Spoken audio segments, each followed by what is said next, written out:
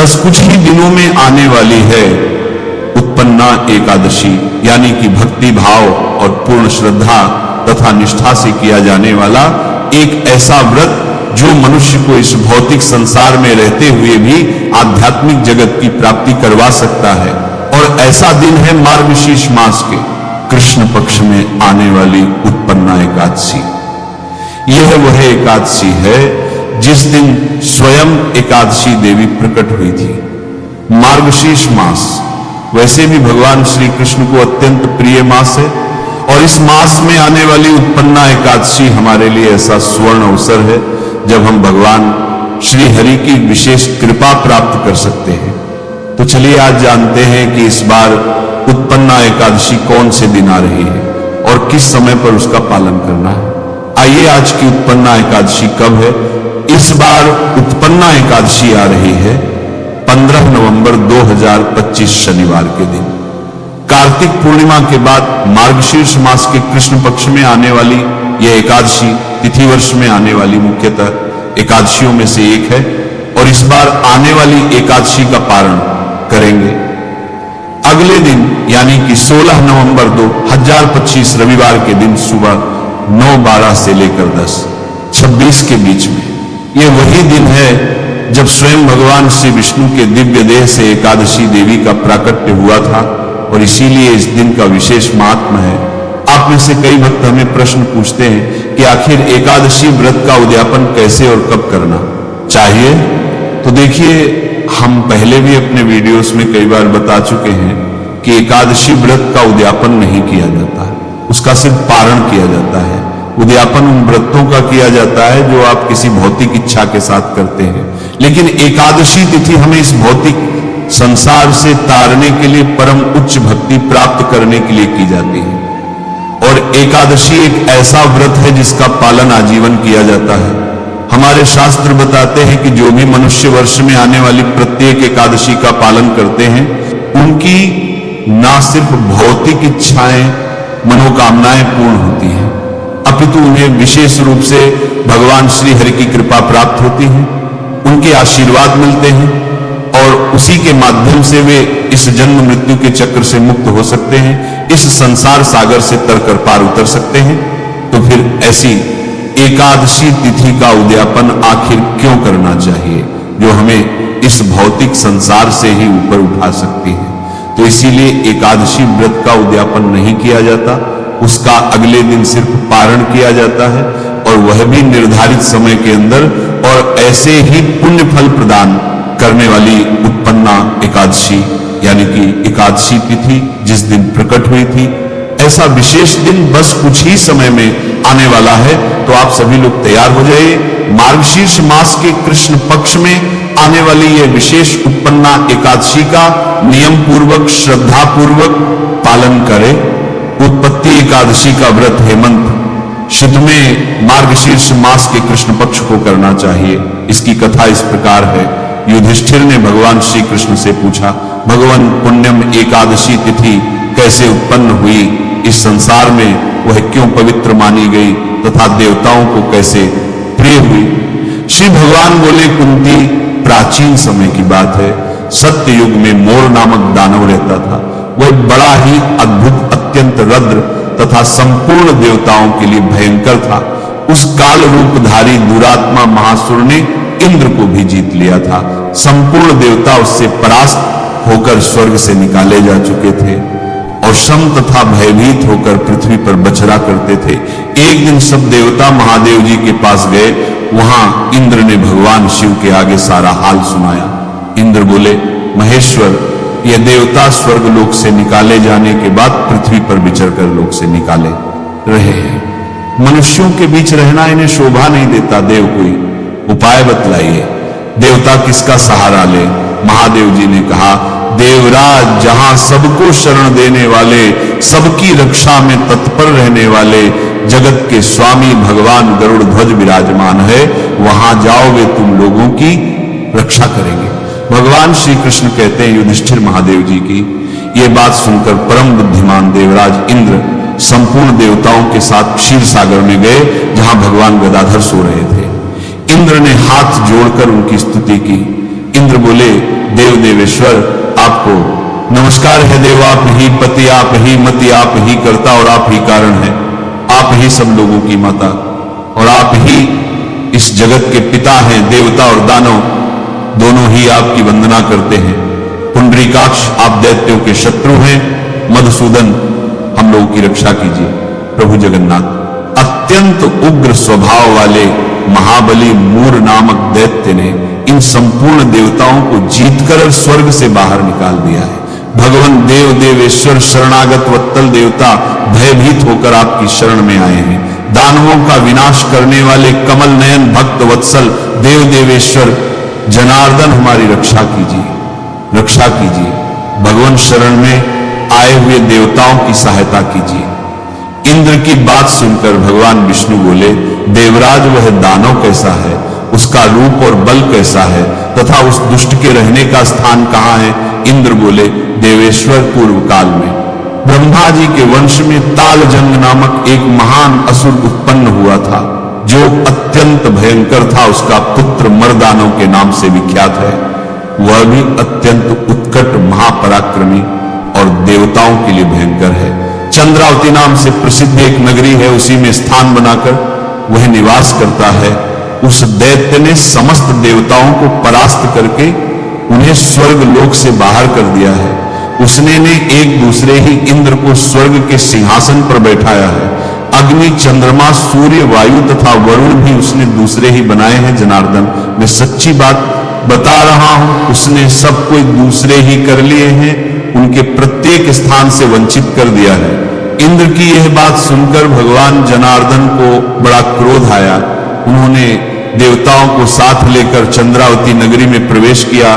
भगवान गदाधर ने देखा कि दैत्यराज बारंबार गर्जना कर रहा है और उससे परास्त होकर संपूर्ण देवता दसों दिशाओं में भाग रहे हैं। अब वह दानव भगवान विष्णु को देखकर बोला, खड़ा रहे, खड़ा रहे। उसकी यह ललकार सुनकर भगवान के नेत्र क्रोध से लाल हो गए। वे बोले, अरे दुराचारी दानव, मेरी इन भुजाओं को देखिए कहकर श्री विष्णु ने अपने दिव्य बाणों से सामने आए हुए दुष्ट दानवों को मारना आरंभ किया। दानव भय से बहल हो उठे। पांडुनंदन तत्पश्चात श्री विष्णु ने दैत्य सेना पर चक्र का प्रहार किया। उससे छिन्न भिन्न होकर सैकड़ों योद्धा मौत के मुख में चले गए। इसके बाद भगवान मधुसूदन बद्रिकाश्रम को चले गए। वहां सहाव नाम की गुफा थी जो 12 योजन लंबी थी। पांडुनंदन उस गुफा में एक ही दरवाजा था। भगवान विष्णु उसी में सो गए। वह दानव मूर भगवान को मर डालने के उद्योग में उनके पीछे पीछे तो लगा ही था। अतः उसने भी उसी गुफा में प्रवेश किया। वहां भगवान को सोते देख उसे बड़ा हर्ष हुआ। उसने सोचा, यह दानवों को भय देने वाला देवता है, अतः निसंदेह इसे मार डालूंगा। युधिष्ठिर दानव के इस प्रकार विचार करते ही भगवान विष्णु के शरीर से एक कन्या प्रकट हुई, जो बड़ी ही रूपवती, सौभाग्यशालिनी तथा दिव्य अस्त्र शस्त्रों से सुसज्जित थी। वो भगवान के तेज के अंश से उत्पन्न हुई थी। उसका बल और पराक्रम महान था। युधिष्ठिर नवराज मोर ने उस कन्या को देखा। कन्या ने युद्ध का विचार करके दानव के साथ युद्ध के लिए याचना की। युद्ध छिड़ गया। कन्या सब प्रकार की युद्ध कला में निपुण थी। वह मूर नामक महान असुर उसके हुंकार का मात्र से राक्षस का ढेर हो गया। दानव के मारे जाने पर भगवान जाग उठे। उन्होंने दानव को धरती पर इस प्रकार निपटा पड़ा। देखकर कन्या से पूछा, मेरा यह शत्रु अत्यंत उग्र और भयंकर था, किसने इसका वध किया है? कन्या बोली, स्वामी, आपके ही प्रसाद से मैंने इस महादैत्य का वध किया है। श्री भगवान ने कहा, कल्याणी, तुम्हारे इस कर्म से तीनों लोकों के मुनि और देवता आनंदित हुए हैं। अतः तुम्हारे मन में जैसी इच्छा हो उसके अनुसार मुझसे कोई मांग लो। देव दुर्लभ होने पर भी वह वर मैं तुम्हें दूंगा, इसमें तनिक भी संदेह नहीं है। वह कन्या साक्षात एकादशी ही थी। उसने कहा, प्रभु, यदि आप प्रसन्न हैं तो मैं आपकी कृपा से सब तीर्थों में प्रधान, समस्त विघ्नों का नाश करने वाली तथा सब प्रकार की सिद्धि देने वाली देवी हो जनार्दन। जो लोग आप में भक्ति रखते हुए मेरे दिन को उपवास करेंगे उन्हें सब प्रकार की सिद्धि प्राप्त हो माधव। जो लोग उपवास, नक्त भोजन अथवा एक भुक्त करके मेरे व्रत का पालन करें उन्हें आप धन, धर्म और मोक्ष प्रदान कीजिए। श्री विष्णु बोले, कल्याणी तुम जो कुछ कहती हो वह सब पूर्ण होगा। भगवान श्री कृष्ण कहते हैं, युधिष्ठिर ऐसा वर पाकर महाव्रता एकादशी बहुत प्रसन्न हुई। दोनों पक्षों की एकादशी समान रूप से कल्याण करने वाली है, इसमें शुक्ल और कृष्ण का भेद नहीं करना चाहिए। एकादशी के दिन भगवान विष्णु ने असुरों से देवताओं की रक्षा करने के लिए एकादशी देवी के रूप में अवतार लिया था। तो यह बहुत महत्वपूर्ण एकादशी है। इस दिन भगवान विष्णु ने अवतार लिया एकादशी के रूप में और जो है मूर नामक राक्षस का वध किया था। देवता बहुत प्रसन्न हुए थे और उन्होंने भगवान विष्णु की विशेष पूजा उपासना की थी। इसीलिए उत्पन्ना एकादशी के दिन जो लोग व्रत करते हैं, भगवान विष्णु का पूजन करते हैं, उनके पाप नष्ट होते हैं, उनके जीवन में जो कष्ट हैं वह दूर होते हैं, उनके जीवन में जो परेशानियां हैं वह दूर होती है। इसीलिए एक उत्पन्ना एकादशी के दिन आपको अवश्य व्रत करना चाहिए और अपने कष्टों को दूर करने के लिए भगवान विष्णु से प्रार्थना करना चाहिए। अब उत्पन्ना एकादशी इस बार कब है, तो आपको बता दें कि मार्गशीर्ष महीने में उत्पन्ना एकादशी की शुरुआत होगी। 15 नवंबर 2025 शनिवार के दिन अर्ली मॉर्निंग सुबह मतलब 12:49 पर देर रात 14 तारीख की देर रात को 12:49 पर उत्पन्ना एकादशी शुरू हो जाएगी, क्योंकि डेट बदल जाएगी। इसीलिए कहा जा सकता है कि 15 नवंबर की बहुत सुबह अर्ली मॉर्निंग जो है उत्पन्ना एकादशी शुरू हो जाएगी और इसका समापन होगा 16 नवंबर की अर्ली मॉर्निंग को। 37 पर तो उत्पन्ना एकादशी 15 तारीख को जब सूर्योदय होगा उस समय उत्पन्ना एकादशी रहेगी, क्योंकि देर रात से ही शुरू हो जा रही है 15 तारीख को। तो 15 नवंबर 2025 को उत्पन्ना एकादशी का पावन पर्व मनाया जाएगा। इस दिन आप क्या करें ताकि आपके जीवन में जो कष्ट हैं, परेशानियां हैं वह दूर हो और पापों से मुक्ति मिले। तो जिनका स्वास्थ्य ठीक है उन्हें व्रत अवश्य रखना चाहिए। तो सुबह स्नान करके व्रत का संकल्प ले लें और फिर भगवान विष्णु का पूजन करें और एकादशी माता की पूजा करें और भगवान विष्णु को अक्षत, पुष्प, तुलसी, दल, फल, नारियल अवश्य अर्पित करें और भगवान विष्णु के किसी मंत्र का जाप करें। कितना जाप करना चाहिए?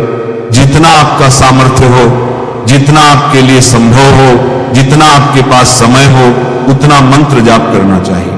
कम से कम 1 माला तो जाप अवश्य कर लें। संभव हो तो आप 11 माला कर लें, 21 माला कर लें, 25 माला कर लें, 50 माला कर लें, 100 माला कर लें। जितना संभव हो उतना जाप करना चाहिए। और कौन से मंत्र का जाप करना चाहिए? देखिए, भगवान विष्णु के किसी भी मंत्र का आप जाप कर सकते हैं। सरल मंत्र जो हर कोई समझता है, जानता है, वो आपको बता देते हैं, वो आप अवश्य जपिए। मंत्र नोट कर लीजिए, ओम नमो भगवते वासुदेवाय। तुलसी की माला से इस मंत्र का जाप आप करें। कम से कम 1 माला जरूर कर लें। जिन लोगों को पढ़ना आता है वह लोग विष्णु सहस्त्र नाम का पाठ करें। जैसे अगर आपको पढ़ना आता है विष्णु सहस्त्र नाम, इतना आसान नहीं है, थोड़ा भाषा उसकी कठिन है, देसी हो। तो अगर अभ्यास है पढ़ने का तो विष्णु सहस्त्र नाम का पाठ करें, नहीं तो इस मंत्र का जाप कर ले और भगवान विष्णु को मन ही मन प्रणाम करें। उनके चरणों में अपना ध्यान लगा के रखें दिन भर और अपना कार्य भी करते रहें। और जो लोग व्रत नहीं रख पा रहे हैं उनके लिए सलाह यह है कि आप कोशिश करें कि आप उस दिन स्वस्थाहार करें। ज्यादा नहीं, कुछ फल खा लीजिए और ज्यादा जो है भोजन ना करें। जो लोग व्रत रख रहे हैं वो तो बहुत अच्छी बात है। जो लोग व्रत नहीं रख रहे हैं उनसे एक निवेदन और है कि आप चावल का सेवन ना करें। जिस चावल का सेवन एकादशी के दिन नहीं करना चाहिए और जिन जिन के लिए संभव हो वह रात्रि में जागरण करें और भजन कीर्तन करें, पाठ करें, कथा सुने और सुबह स्नान करके दान करें और फिर व्रत का पारायण करें। तो सुबह आप अपने घर में नहा लीजिए और नहाने के बाद फिर भगवान विष्णु का पूजन करें और गरीबों को दान करें। क्या दान करना चाहिए? कि जैसे अन्न का दान, चावल, दाल, आटा, फल, सब्जी, ये सारी चीजें रखें, उसमें कुछ दक्षिणा रखें और किसी जरूरतमंद व्यक्ति को दान कर दें। या मंदिर में जाकर दान कर दें, और साथ ही अगर सामर्थ्य है तो वस्त्र का दान करें। तो कोई भी कपड़ा आप जो है पंडित जी को दान कर सकते हैं। धोती कुर्ता है, शॉल है, सर्दियों का सीजन शुरू हो रहा है, तो जो सामर्थ्य हो उस हिसाब से दान करिए। स्वेटर है, आप अवश्य दान करिए जितना संभव हो, और फिर उसके बाद जो है व्रत का पारायण करें, और कोशिश करें कि जो प्रसाद आप ग्रहण कर रहे हैं व्रत के पारायण में, वो प्रसाद एक थाली में लगाकर, एक पैकेट बनाकर किसी जरूरतमंद व्यक्ति को भी अवश्य दान कर दें। इस तरीके से आप उत्पन्ना एकादशी का व्रत करें, पूजन करें, तो आपके जीवन में जो कष्ट है, परेशानियां हैं, वह दूर होंगी और भगवान विष्णु की कृपा से सुख समृद्धि बढ़ेगी। बहुत लोग सवाल पूछते हैं कि हमें एकादशी के दिन क्या नहीं करना चाहिए। तो देखिए, चाहे कोई भी एकादशी हो, उस दिन हम ये जो बातें बताने वाले हैं ये ना करें। जैसे कोई भी एकादशी हो, उस दिन चावल का सेवन नहीं करना चाहिए, वर्जित है। और क्या करना चाहिए? उत्पन्ना एकादशी के दिन आप व्रत रखें ना रखें, कोशिश करें कि आप प्याज लहसुन का सेवन ना करें, तामसिक भोजन ना करें, मांस मदिरा का सेवन बिल्कुल ना करें। उत्पन्ना एकादशी हो या और भी कोई एकादशी हो, एकादशी के दिन तुलसी नहीं तोड़ना चाहिए। तुलसी के पत्ते, तुलसी दल तोड़ते हैं ना, हम उसे तुलसी के पत्ते कहते हैं। तुलसी दल कहना उचित है। दल के साथ तोड़ना चाहिए तो तुलसी दल नहीं तोड़ना चाहिए। एक दिन पहले तोड़ करके रख लें तुलसी दल, और जब भी तुलसी दल तोड़ने जाएं तो तुलसी मैया को प्रणाम करके उनसे ग्रहण करें। तोड़ना शब्द अच्छा नहीं लगता। माता तुलसी को प्रणाम करें और उनसे निवेदन करें कि हम तुलसी दल ले रहे हैं और भगवान विष्णु को चढ़ाने के लिए ले रहे हैं। इस भाव से आप तुलसी दल ग्रहण करें तुलसी मैया से, और कोशिश करें कि एकादशी के दिन कम से कम बोले, अपशब्द किसी के लिए ना बोले, किसी के साथ गलत व्यवहार ना करें। और एकादशी के पावन अवसर पर कोई भी पेड़ पौधे को तोड़ना काटना उचित नहीं माना जाता। किसी भी पेड़ पौधे को नुकसान बिल्कुल ना पहुंचाएं। किसी भी मनुष्य को, जीव जंतु को जाने अजाने अपने वचन से, अपने कर्म से आप दुखी ना करें, परेशान ना करें। ये छोटी छोटी बातें हैं, आपको हमेशा ध्यान रखना चाहिए। तो अब वक्त हो चला है विदा लेने का, और भगवान विष्णु के चरणों में अपना मन लगाइए। एकादशी के दिन थोड़ा सा मंत्र जाप कर लीजिए, आपके मन को शांति मिलेगी, आपके मन में जो टेंशन है वो दूर होगी। भगवान विष्णु की कृपा से सारे कष्ट दूर होंगे।